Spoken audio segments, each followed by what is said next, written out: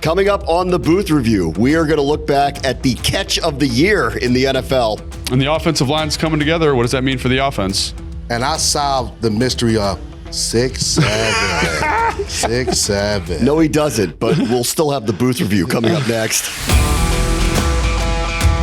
Welcome into the latest edition of the Booth Review podcast. I'm Bram Weinstein with London Fletcher and Logan Paulsen. We're brought to you by Microsoft Surface, Copilot Plus PC, and we are in the Big Bear AI Command Center studio after a close one against one of the hottest teams in the NFL, a 27-26 loss to the Denver Broncos last night in overtime, second straight game that Washington played in overtime. We're going to go through the defense. We're going to go through the offense, but I do want to start with one thought here.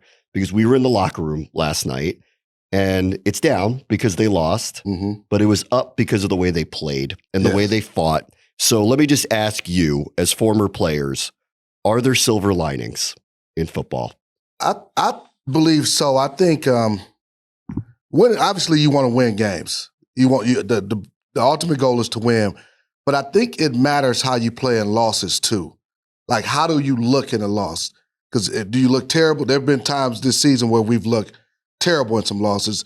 And then you had the game like we had last night against the Broncos where we did a lot of really, really good things. And ultimately didn't get to win, but there's a lot that we take from that game and build on. So I guess, quote unquote, silver lining, yes, in this situation.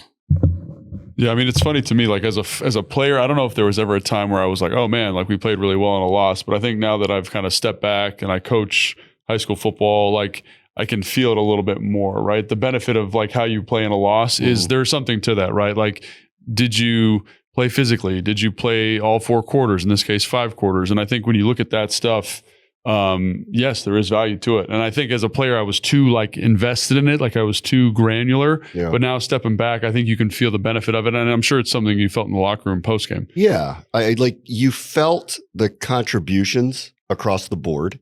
There were some amazing moments, which we'll talk about. There were returners that obviously had an impact on how the totality of the team played. And there's been a change, on the defense just in the way that they've played. So I did feel that. But, when we talked to Dan Quinn after the game, he made it very clear very quickly.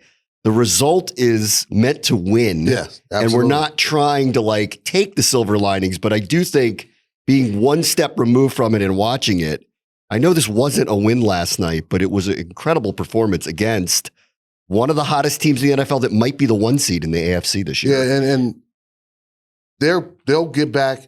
Like last night, you talked about silver linings and all that. Today, they're going to watch the film, and they'll be like, man, there's just play here, one play there.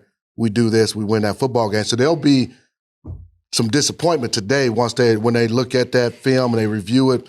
And again, at the end of the day, it is all about winning. But, man, those guys played their tails off. A lot of guys contributed. Going against that especially that defense, what the offense was able to do, and we'll get into all that later. But there's a lot that you can build on momentum now. Let's not be satisfied with that performance. Let's build on it, and let's go to Minnesota and come out of there with a victory. So, all right, yeah, we played some good football. But ultimately, we didn't win. So there's still some more steps we need to do in order to win this ball game. Yeah, I think one of the good things about being in this seat and one of the painful things about being a player or a coach is that like I think Fletcher alluded to it really nicely there, is like today's going to sting a lot because you are so close, because there are so many opportunities where you're like, man, if we don't do this, or we get this block here, or if we get this protection lined up, or if we get this, if we fit this run a little bit better, if our eyes are a little bit better in this coverage principle, like we win this football game. And I think that's going to hurt a lot.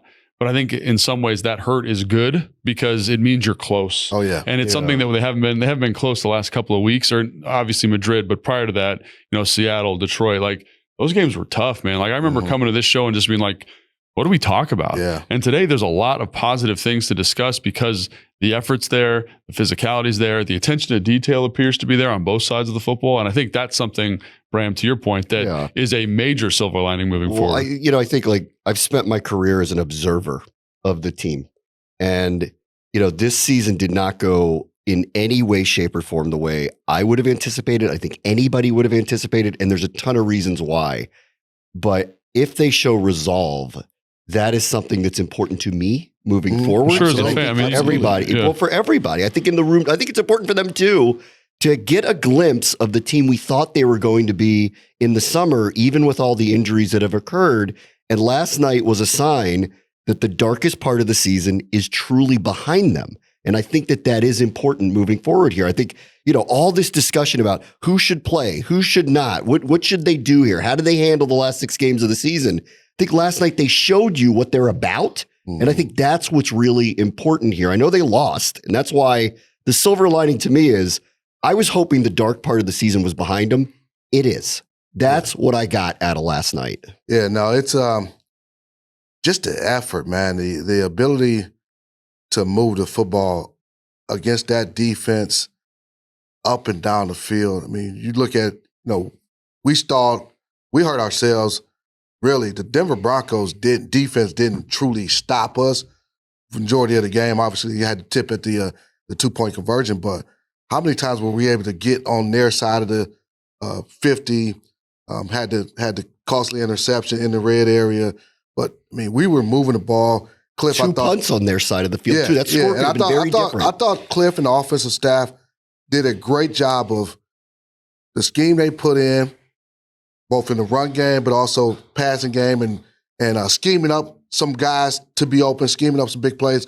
I thought they did a great job, but a lot of stuff to build on, and hopefully we'll get more guys healthy. Still Jaden, still hoping that Noah Brown could come back. And defensively, I don't know that we will get any other guys back from a defensive end standpoint. Yeah. Most of those guys are out for the season unless Baptiste maybe. But it's good to have those guys coming back. But to your point, I think when you look at some of these guys that did come back, or guys that were big quote unquote free agent additions this offseason, like you could, on the sideline, like when you're got the headset on, you're watching, like you can feel Will Harris and his communication and just what that does for the defense. And is he a perfect player? No, but is there a role for him and that type of player on this defense and on this team? And is it helping the defense get better? I think so. And so it's interesting, like thinking about all the offensive injuries and where they're at, but also like defensively getting some of these pieces back. Even guys like Noah Benogany playing the slot, like he's doing a great job there. Or Goldman, man, like playing the true nose. Like he looks like he's found a role and a niche the last couple of weeks, whatever the different utilization is there. Maybe it's more true nose and kind of this odd spacing, but I think you're just getting better performances across the board. And I think that's something that is encouraging to see. Maybe it's scheme, maybe it's mentality, whatever it is, but that's been awesome too. The breakdown on the big plays was not occurring last night. I think we've seen that adjustment here. This is a couple of weeks ago in Madrid. That's Jalen Waddle and Tua, and we didn't see the big plays down the field. So the adjustments were starting to kind of take hold. Last night against Denver, they controlled their run game. There were very few big plays down the field. Right. Now, you look at the yardage totals, and you're not going to be overly pleased. You look at the point total, though, and I think you will be pretty satisfied. So where are you just kind of overall with where the defense is amid all the injuries and a couple of notable returnees right now? Yeah, it's been a big difference with DQ calling the defenses just from a metric standpoint, playing a lot more zone coverage than we did when Joe Witt was calling the defense, keeping everything in front of them. I think they're more connected with their zone distributions. There were a couple times where they dropped a little bit too deep in the check down. When Bo Nix came to the check down, guys were able to convert third downs because just dropped a little bit too deep on some instances. And then they did Bo Nix and Sean Payton did a nice job of scheming up a wheel route, second man through the zone. That was the one big pass play they had. But that's just them scheming up a good call. But I thought Quinn, we just see more. There's a greater attention to detail. It just looked like you see more guys in the frame around ball carriers. Yeah. The tackling has been better. And whatever the reason is, I don't know what it is. Maybe they're doing some different things. Just maybe they pare some things down. But the defense has played much better in the last 2 weeks, especially for the most part in the red zone where they definitely have made some strides. And that's the thing that's so interesting is because it's the same people in large part. There's some guys in some different roles, slightly different utilizations, but it's the same people, but they're just playing so much better. Like I was watching the first couple drives before the show started, and they were running like a little boot to the right, you know. And in weeks past or earlier in the season, you know, that kind of second level crosser, that 10-yard crosser has been wide open every time they run it. And they were in kind of some type of either quarters or Tampa 2, I couldn't really tell. But Quan, it's so interesting. The quarterback boots and his eyes don't go with the quarterback. They snap immediately to the crosser, right? And the guy who's got the flat, they snap to the tight end. It's not like this kind of amorphous, where's my vision? And we're getting to the football. And I just think like that's the level of detail. Like even watching the Madrid stuff, like the eye discipline in zones is tremendous, right? Yeah. And the eye discipline in man is tremendous. So that's been really cool to see. And then the other thing I want to ask you, Fletch, because like I remember when Dan was coaching in Seattle, like when I was playing against that defense, one of the things they always talked about was like, they want you to throw the check down 10 times in a game to see if you can do it. Is there a little bit of that going on? Like where they're just saying like, keep everything in front of you, force the ball down. It's like, even though they're not running cover 3, they're running 2, they're running quarters. They're just saying like, take these 5-8 yard chunks, see if you can do it 10 times, then you're going to bog down the red zone. Yeah, that's exactly what you want to do against offense. I talked to some of the great play callers and this was defensive play callers or something? No, the offensive play callers. Oh, okay. And Mike Martz, who greatest show on turf, architect of that.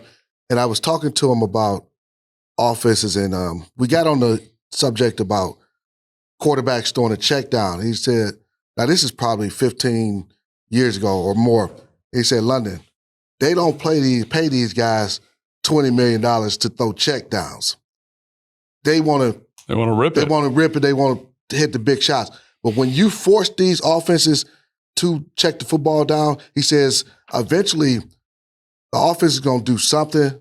They're going to make a mistake to get themselves behind the chain on the third down situation, and you're going to get off the football field. So I think that's kind of his philosophy.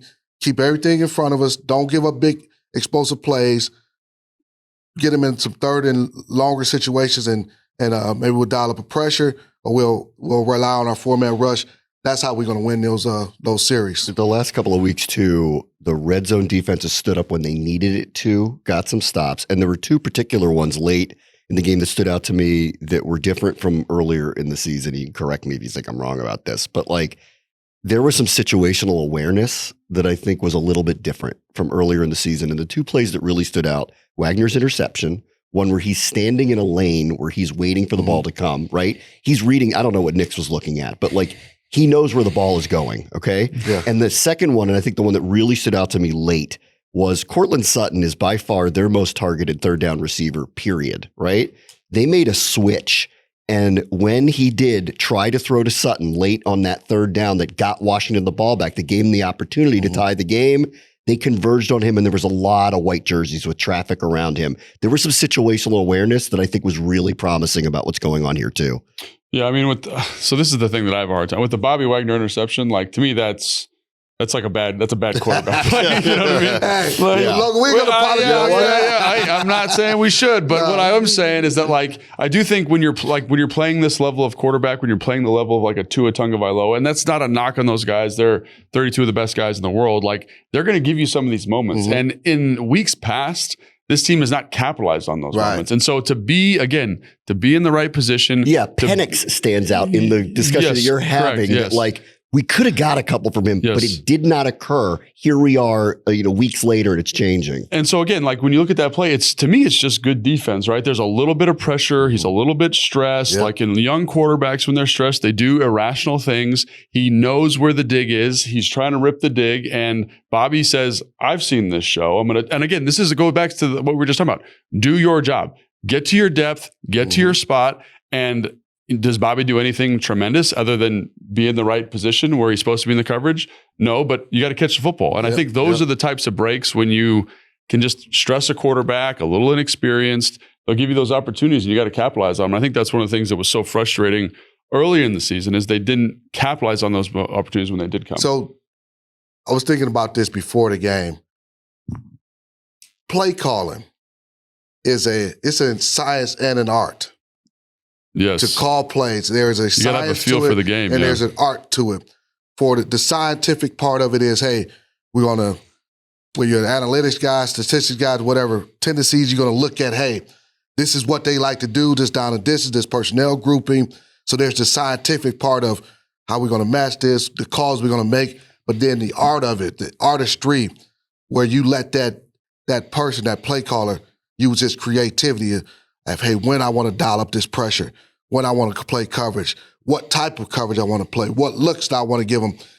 That call that you mentioned where there was a bunch of guys around Sutton, that was the artistry part of DQ and making adjustments. Same, it was his own coverage, but what they did, they only rushed 3 and they dropped him to the 3 receiver side, knowing that, hey, they've been hurting us with this check down. Let's drop him to the 3 receiver side where the 3 receivers are. Bobby goes up to Jacob Martin and tells him which side to drop. He'd say, hey, drop right, drop right. He gives him a signal. Jacob gives him a signal, let him know, hey, I acknowledge you. He drops out, knocks Sutton off his path, incompletion off the field. So that's the artistry part of it. And that's the great thing about play calling, the scientific and the artwork. Well, and I also think even on that play, like Chris Jones is one-on-one to the perimeter, and I was like, man, they're going to rip a slant here. And I was thinking, you were talking about that too, right? And so I thought, oh man, and then even just the subtle thing, Revo he's diving in and out of the slant window, right? It just gives a moment of pause to the quarterback to be like, do I have this? And then the brilliant thing about it that I thought was like, when he's diving in and out, they end up getting to cover 2. And Chris Jones, to his credit, stems to inside leverage right now. And he's standing in the slant window. So it's like everyone knew the situation. They knew the type of play they want to run. And it doesn't make a whole lot of sense to me, Fletch, because everybody seemed like the communication with Jacob Martin and Bobby Wagner, like all of that stuff, it just wasn't there early in the season. And now all of a sudden, everybody's doing it. I'm smiling because when you think about cover 2 as a corner, Logan mentioned Jonathan Jones stemming inside. He's supposed to be outside leverage. Right. Like his responsibility, he's outside leverage at that receiver and forces him inside. No. Hey, they've hit me with a couple slants in this ball game. I'm going to stem inside. They throw that slant, I'm going to be there. And he probably let his safety know, hey, I'm going to be jumping this slant. So just be ready in case it's a sluggo, slant go, be ready to get over the top. But whether they made this a correct adjustment on the sideline, telling him, hey, start to play inside, or it was a veteran player understanding, man, they've hit me a couple times with this slant. It's 3-by-1. I'm away from everything.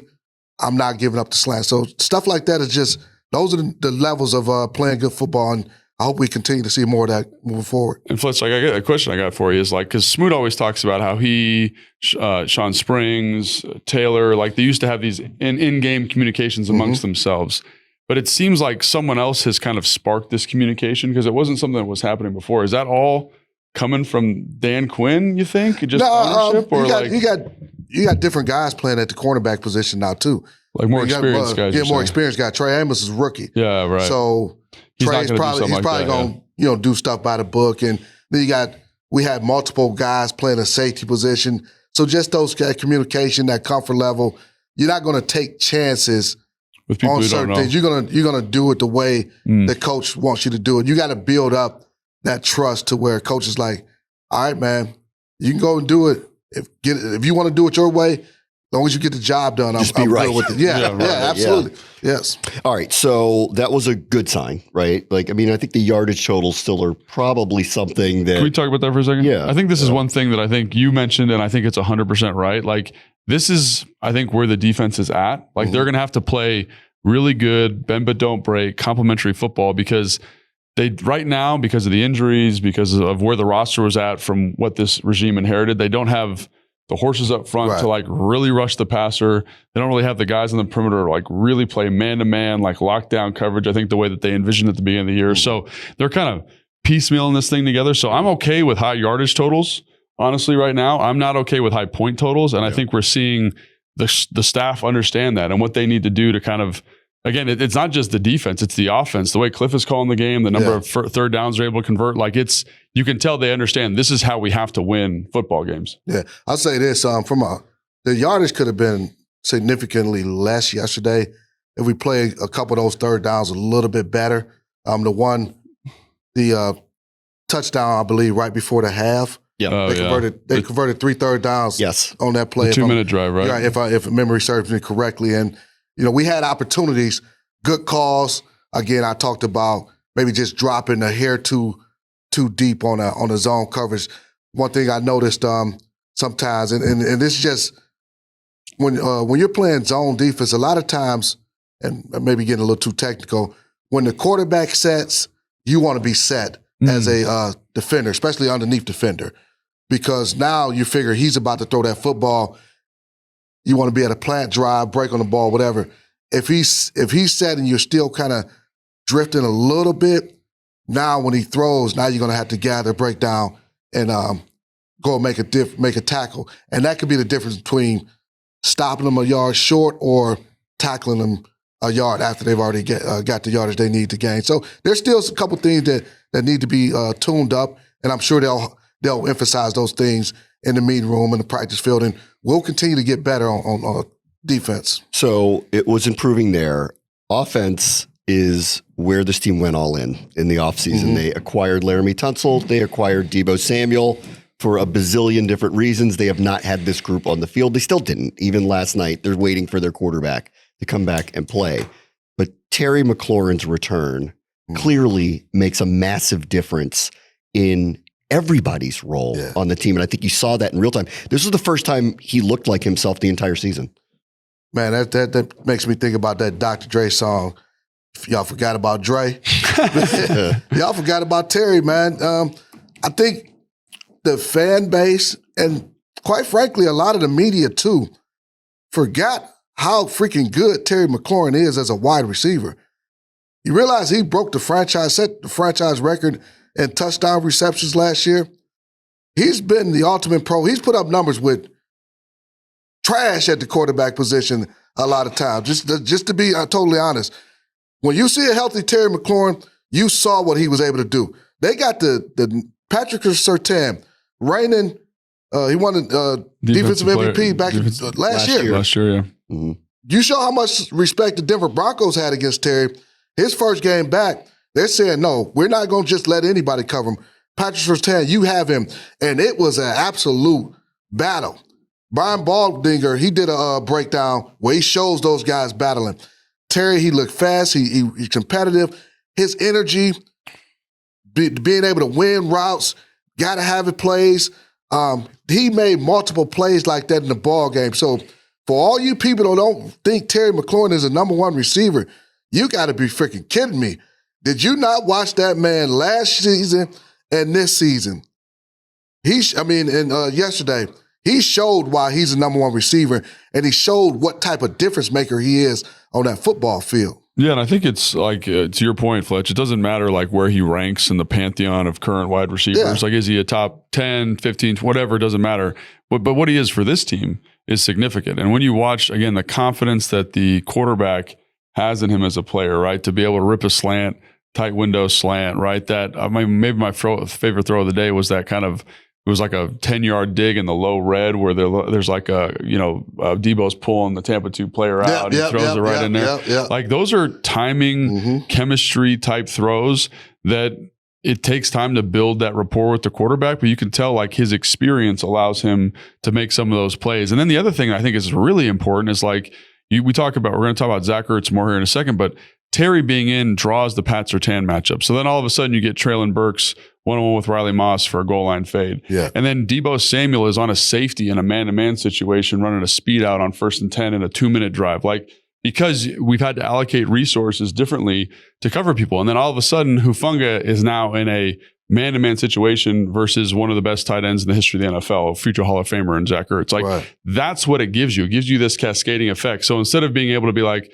oh, Pat Surtain, you cover Traylon Burks, and then all of a sudden, Riley Moss, you're covering Zach Ertz. And then think about how much more difficult the offense would be. Here, it's like his addition just it slotted everyone into the matchup that they should have had. And I think that's the thing that I felt most significantly, in addition to the confidence they had in him. But that was the thing that made the offense feel so alive. Yeah, the versatility for Deebo Samuel is partially based on Terry McLaurin being on the other side of the field. It allows him the space to work. I think it's hard for someone like Deebo Samuel to get the space that they're looking for to make the plays with him if the other side of the field is not accounted for in the same way without McLaurin, which is why, again, I think all of us want to see the glimpse of the offense specifically that we thought we were going to have in the summer down the stretch. And you started to see that.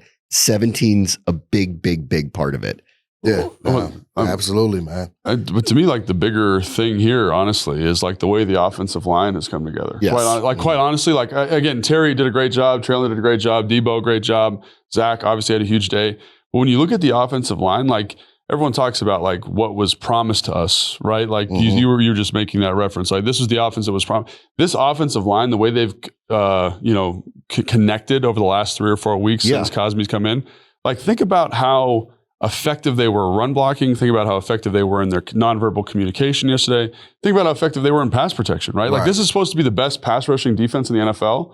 And I didn't really. It is the best pass rushing defense. I didn't really feel them that way though. I think that's what I'm like. They had a couple pressures, but it wasn't like, oh my god, like he was under siege. Yeah, like think about some of these games earlier this year where it just feels like it's a deluge of pass rush. Here it didn't feel that way. Feel like that. So I think like that's the group that I say like if Daniels comes back and that group's playing like this, the one thing Jaden has a hard time with is navigating tight pockets and pressure. And all of a sudden this group is playing lights out. Think about the playmaking prowess that he will now bring that you've unlocked with him. So to me, this is really exciting because that group's playing so well. Yeah. When you look at the offensive line, Cosme's healthier now. He's got his sea legs, I guess you could say. He's got them back. Connerly, he's had 12 games under his belt now. So he's seeing a lot of different dynamic rushers and things like that. How impressive has his improvement been, really? The improvement. Chris Paul coming in there, solidifying things, continue to do a really nice job. And Larry Thompson, man, we don't hear from him. We don't say his name much because he's just Xing people out. Like he doesn't give up pressures, and you see why they gave up what they gave to get him. But when the offensive line is going, they were physical at the point of attack. I talked about, hey, you have to be the most physical team in this ball game. Being able to rush for 143 yards against that Broncos defense, that's impressive. There's a couple of things there. One, Washington held the Broncos to a 17.9% pressure rate. That's not just their lowest of the season, it's their lowest since 2023. This is the team that led the league in sacks coming into the game with 49. I think they had one last night. So they got up to 50 last night. Nick Bonito was erased numerous times by Tunsil. Jonathan Cooper, who's as fast off the edge as anybody, 26 matchups against Josh Connerly, 0 pressures. When I talked to Dan Quinn late last week, he had said, we're going to be patient with the run game, and we're aware, because they had the lowest yards per carry in the NFL coming into the game, that we're going to have to settle for a bunch of short runs, but stick with it, and we want to make plays in the pass play game. I think if you ask him today, to be honest, did you run the ball better than you thought you would? If he's being honest, I think he would say yes, that the run game actually performed probably above and beyond what they thought it was going to be last night. And I think the thing that was surprising to me was a lot of that was from the runner. Like I think the offensive line and the blocking surface did a great job, but some of those early explosives, like they're creating pressure, and there's a free runner to the ball carrier, and it's C-Rod, great contact balance, fighting through something, or hey, we're running duo, and duo is supposed to kind of go to that 3-man surface where you get those double teams.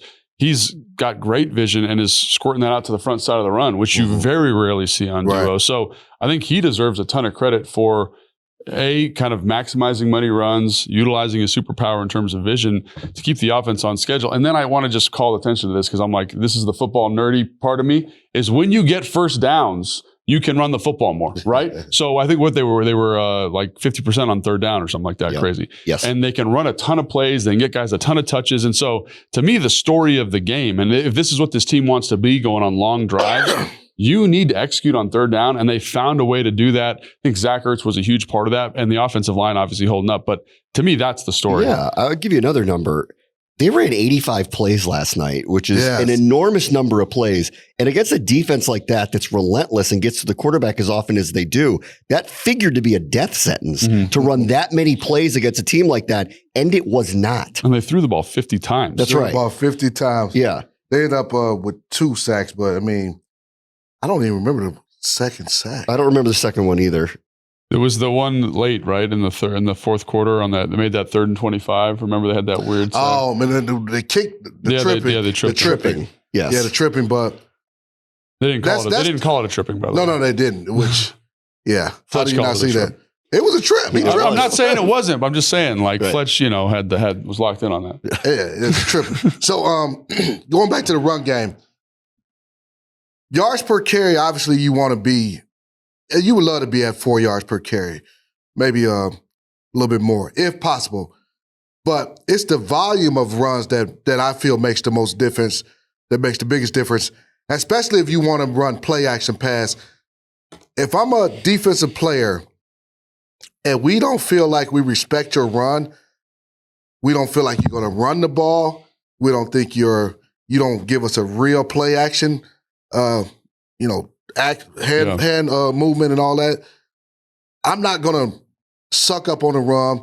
You're not going to be able to get those end breakers where linebackers void those areas. You're not going to slow down the pass rush, because one thing when you play action pass, it slows down the rushers as well, because you got to kind of hold down, got to anchor down a little bit to make sure you're not getting too far up the field and you're opening the crease for a running lane. So 33 carries, 33 attempts, that's what you need, especially for a defense like the Broncos, because eventually you're going to be able to get play action pass.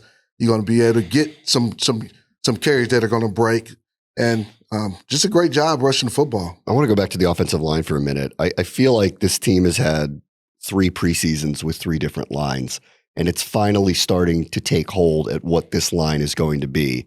When they started in the summer, we knew Cosme wasn't going to play early in the season, and because of a number of injuries during the summer, Andrew Wiley was playing like literally every position. They never had a consistent 5 out on the field. They started with 1 guard tandem. They switched it in the middle of the year. Then Cosme comes back. Now we're about 4 weeks into what is the settled group of the offensive line. And I think that's why we're starting to see this turn. And it is one of the big parts of what I'm excited about for the last 5 games of the season, and what was the last 6 last night, is that you're going to see the manifestation of the line we thought we had in the summer, which goes back to we get to look at the offense that we thought we were going to have in the spring and the summer.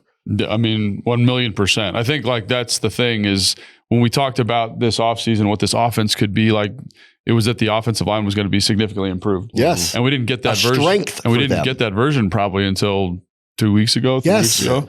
And so I think that's part of it, right? The lack of health on the perimeter has been a big part of it, the lack of health of the quarterback spot. So, going down the stretch, I think the thing, again, that I'm most excited for is that we are going to get a galvanized offensive line with budding skill position players and returning skill position players that allow you to slot into the right roles. And then all of a sudden, Jaden is stepping into this ecosystem where he can be, because I think about the Seattle game, right? And like that Kurt Warner review of his play. Yeah. And a lot of it was he was just accelerated because there was a ton of pressure.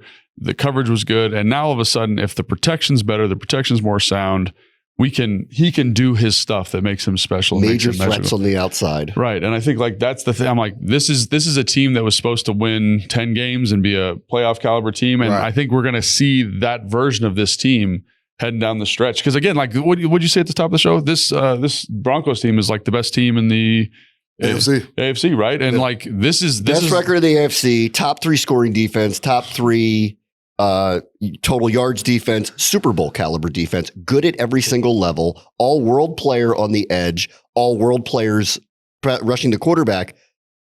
Name the weakness on them. Washington moved the ball up and down the field on them last night. I'll say this about the offensive line. No position group requires more reps in practice, off-season, in-season games than the offensive line. And it's not just individual reps, it's as a group. As a group, they just need so much time together. You have to have reps built up, stockpile, hundreds of reps, thousands of reps over the years. And if you look at the current 5 starting offensive linemen, how many reps have they really, really taken together as a unit? Yeah, I mean, that's it. A month, right? So they're continuing to learn each other, Cosme had never played with Connerly. Like, this is his first time playing with him. Chris Paul and Laramie they hadn't played with each other, so they're learning on the fly. They didn't have all these reps built up during the offseason, during training camp, where you're going through padded practices every single day, where you're working games, you're practicing against the New England Patriots, and you were supposed to practice against the Baltimore Ravens. You don't have those reps built up. They're learning on the fly. Now, we've seen defenses run a bunch of different games against us. We've worked on our communications. We've gone through some adversity as an offensive line. Now we're on the other side of it. We're better because of it, and we will continue to get better because we'll have more experience as the season continues to go. As for Zach Ertz, first 10-plus catch game since 2019. He also last night passed Shannon Sharp for the fifth most receptions by any tight end ever in NFL history. He had a huge game last night. Why? I think a lot of it's because Terry's back, quite honestly. And I think you get to see him play against people he's supposed to be playing against. And what I mean by that is he should draw that Hufanga matchup. And if he's on Hufanga in man-to-man situations, he should eat that. And he did, right? He just did a great job. Even on both those play action sail routes that he ran, just the nuance of him, right? Hey, I'm going to sell like I'm blocking the run. Hufanga takes this crazy angle in, little jab step, outside release, and then I'm on the sail, right? Or I'm on the backside running a high cross. A lot of people just run straight across the field. The corner just matches that, kills it. He does a great job of pushing up. He sells an out, actually, on a high cross, which is diabolical, and then runs across the field and catches the football. So, you see all the skill set that he's cultivated in terms of running routes. And, again, he's drawing the matchup that he should have been drawing since week one, theoretically. Again, he had to do more because, again, of the injuries on the perimeter, I think. Yeah, now when you look at this Denver Broncos defense, you talked about the pass rushers, Cooper, Benito, Allen, those guys can get after the quarterback. Talk about the corners, Surtain and Moss. Where do you feel like you can get an advantage from hey, got to have it play, critical situation? You know they're going to go man-to-man. And as I was looking at this, I felt like it was their linebackers or safeties trying to cover Zach Ertz. They were going to struggle with that. And our coaching staff, they knew it, and they schemed them up. They knew, hey, this is the coverage we're going to get. Zach go win. Also, I think they found some easy buttons to the tight end. I think that's something else that we talked about, the explosive plays, but some of those, what I call slam flats, where you're blocking the end, the man coverage player's eyes get in the backfield, you're in the flat for 10-yard gain. There's 2 catches like that. The stick route that Zach runs versus zone twice in this game, those are easy completions for the quarterback. So again, the connection that Mariota has to Zach in those moments is big, but also schematically, I think leaning into some of that stuff was big. Yeah. All right, last one on the offense. We have to do the catch. Oh. That was simply incredible. He caught the ball with the hand he has a broken finger on. So he caught it with 4 fingers. It was extended. It was OBJ against the Cowboys, however many years ago. Somebody texted me, a couple people texted me last night. They're like, that's the best catch we've ever had in that stadium. And I believe that. I remember a few years back when Terry made a wild one-handed catch in the opener against the Chargers falling backwards. It was a crazy catch, but not for a touchdown. And in a needed moment, that was simply unbelievable what he did last night making that catch. I'm going to have to see Terry's catch and Trey's catch side by side, because that Terry catch was, I think it was magnificent. Better. Yeah, it was pretty good. Both of them phenomenal catches, but he had one in Indianapolis a few years back too at the 1 yard line on Stephon Gilmore that was absolutely unbelievable. Yeah, I'm talking about in that stadium. But in this stadium, I can't think of anything better than what Traylon Burks did last night. I need a cough button right now. Hold on, Jason. Gotta give me a cough button. Yeah, drain is coming. So as I look at that catch, first of all, the trust to go to him. All the stuff he's gone through, go up, make that catch. I mean, that was ridiculous. That might get an ESPY.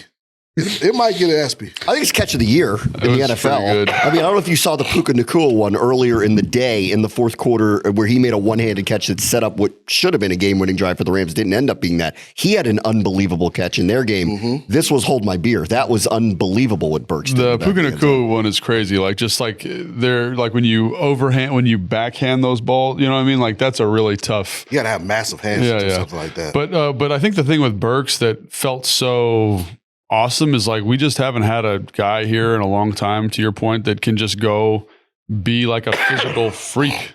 You know what I'm saying? Just go win physically. Because I think Riley Moss is actually in pretty good coverage. Like, it's not like he's like really separated. He's in bad position. Just that dude, Treylon Burks, is a significantly better athlete than the dude that's covering him. And I can't remember the last time that we've had a receiver like that. Obviously, Terry is a very good receiver, very unique, but that just long-armed, big vertical. Yeah, this reminded me what a few years back, remember Justin Jefferson made that crazy fourth down catch in Buffalo. Yeah. He's a freak athlete who made a freak play.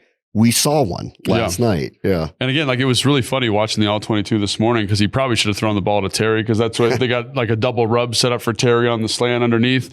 And you're just like, let me rip this over here to Treylon Burks, which again, I think is one of those things that like is so unique now about this team is that having a guy like that, because I think post game you were talking about, or I was listening to your show, maybe they were talking about how like he'd been making plays like that all week in practice. He told us that. Marcus told us that too. He told us that. So like they're building confidence and just say, hey, go be a freak. And I think again, like having guys that can win that way, it's like a basketball team. You want guys that can be your spot up shooters, the guys that can win near the basket. He's a guy that can win near the basket. But like throw him an oop. You talking about just the confidence? That's a third down play right there. Third and goal. Third and goal situation, as you mentioned. Marcus sees him one-on-one backside, and you mentioned, Terry was probably should have threw it to him, but Marcus had made his mind up pre-snap. Hey, got one-on-one back here. It might get a little dicey over here. Let me give him a fade ball and give him opportunity. Great ball placement too, and I mean, just a ridiculous catch though. On the field, I thought that thing was long gone. I'm telling you, I was standing like, right in the end zone. I'm looking over there. I'm standing right next to the camera. I'm leaning on the box. And I'm like, no way, that thing's 2 yards out of bounds. And you just see his big old mitt just rip up there, come down with that thing. And there's no oscillation of the football. That was the other thing that really got me. What's that mean? No, you stop that. You stop that. I told you about using I've told you about using them big words on this show. It just stuck to his hand, right? Yeah. And that's the one that he broke the finger on or whatever. And it just was a tremendous play, like really, really tremendous. And again, like maybe best catch, whatever. But in the moment, to me, it also signified something different about the offense that we hadn't seen. I want you to say oscillation on the next game if you get opportunity. I'll say it during the broadcast. Yeah, like you said, 6'7". That was pretty good. So everybody was very pleased. All the young people in my life were very pleased. So here's the deal. The other day, my daughter was home from college. And they were about to take an Uber to a party. So I wasn't doing anything. I was like, well, I'll take you. I'll take her. And it was two of her college friends she went to high school with. So I'm driving to the party, taking them to the party. And somehow we get to talking about me doing the broadcasting the games. And I don't know how 6'7" came into play. And they're like, you should do, say 6'7" on the broadcast. I'm like, first of all, I think it's so stupid. I don't even understand 6'7". Nobody does. So I was like, you know what? We got an opportunity to do this. So I did it. Set it up perfectly. And CJ gave me the clips, the audio clips. I'm gonna send it to the girls. You did them well too. You got the whole thing down. Last thing on Burks. And again, this I think goes back to it's why I'm excited about the second. Like I know they're not going to make the playoffs. Like obviously that's not going to happen. But I do want to get a glimpse of what the future looks like and what I thought this season could have been. And I think we can have that here. And if you are curious, does this stuff still matter? Go talk the way we had that conversation with Treylon Burks last night, Terry McLaurin last night. Like after a loss, it's tough to talk to some of the players, especially when it's that close and there's that much, I think like obviously everyone's, sensitivities are very heightened at that point, especially in a loss like that where they were this close. They were a fingernail away from a win. That was a walk-in 2-point conversion. They were a fingernail away from a win. Would have ended a long losing streak. But we got to talk to Terry, who hadn't played in a month, has had a very long year. Listen to what he had to say about why it mattered to him last night to be out there, do the things he did. And Burks, who was supposed to replace A.J. Brown in Tennessee, has had a bazillion injuries, had one touchdown before he made that catch last night. Yeah. He got a fresh start. And if you want to hear someone talk about why football matters to him, listen to what he had to say after that game on a 3-9 team. What do you have to say? Oh, Trey, so he was just talking about I'm in on it now. It was just during that interview with him, the amount of perspective I had of him. That was the first time we had the opportunity to interview him. Yeah. But I asked him about, I say, hey man, you were drafted as a first rounder in Tennessee, didn't kind of work out there. You get an opportunity to be here in Washington. What does this mean to you? And he said he was very thankful for his experience that he had in Tennessee. Like great people there. Got nothing bad to say about them. It's been a long journey, long time. I've relied on my faith. He talked about his faith. He tore my ACL, clavicle injury, now torn finger, torn ligament. And he said, man, God he puts the most on his, I think he said best warriors or something along those lines. And so he's like, I'm just thankful for the opportunity to be able to be in this situation and just be here and relying on my faith. But he was just, it's a great interview, man. Yeah. Terry as well. You could feel the emotion of the locker room, which is, it goes back to I know they don't want to hear it, but there were some silver linings last night as we kind of move forward here. All right, before we go, first I want to congratulate your son won a state championship, right? They did. Yeah, won a state championship. And Logan's team is in the semifinals of their state championship. So congratulations to you. But first, formal congratulations, then hopefully 2 more for your team. Hopefully we get those done. Yeah, but that's awesome first too. Because they play like real football in North Carolina. Like he's shown me some clips of his son, the teams they're playing against, and that looks like a borderline college team. So there's a lot of talent on the football team. A lot of talent. We got the NIL working out. How'd y'all celebrate a state championship? What'd you do? Man, he hung out with his teammates. So I curfew, from a curfew standpoint, the game is over at 9:30, 10 o'clock or whatever. He usually goes and gets something to eat with his friends. So I typically, hey man, be home by, I might say 12, I might say 12:30, depending on what it is. So this particular time, I'm like, be home by I think maybe I said 1 or 1:30. He's like, okay.